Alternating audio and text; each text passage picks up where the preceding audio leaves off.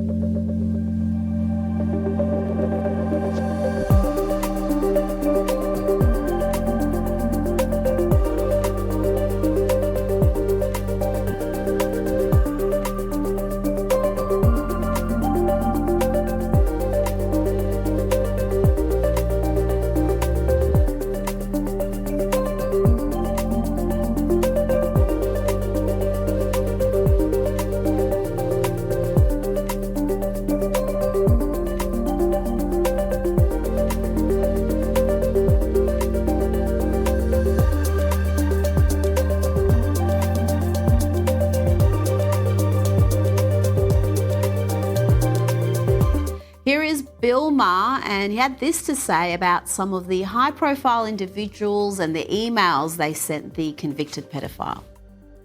Genghis Khan, I'm sure, did his raping and pillaging, but he wasn't a phony about it. He didn't pretend he was a good guy, I would imagine. No. Some of the people, Noam Chomsky, that was like the deal breaker for me. Noam Chomsky, Deepak Chopra did you find me a cute Israeli? He says, this is in an email. And then they go on about it and just joke about it.